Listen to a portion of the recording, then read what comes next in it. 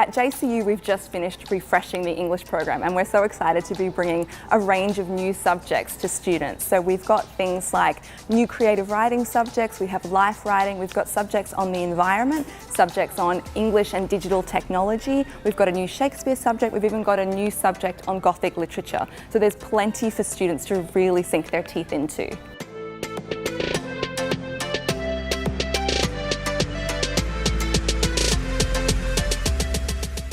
We're really excited to be able to offer 2 new English first-year core subjects. So the first of these is all about telling tales and approaches to narrative. So students will look at everything from ancient texts like Homer's The Odyssey right across through to video games. So there's a huge range to explore.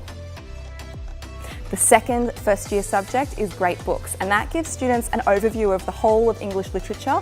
You'll be looking at things from Geoffrey Chaucer's medieval writings all the way across to 20th century modern novels. I'm teaching a short story subject, and so I'm bringing in a lot of kind of short form that isn't necessarily just reading material. So we do some listening stuff, we do some podcasts.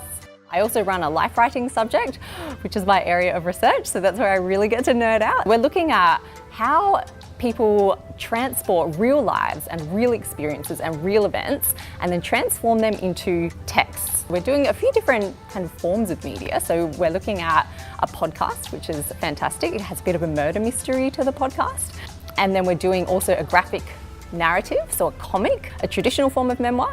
And then we're also looking at an Instagram account. So there's a fantastic case of this young woman she's an artist, and she used her Instagram account to present like a hoax, essentially. People thought it was real life, but maybe it wasn't. So looking at the intersections between real life and fiction.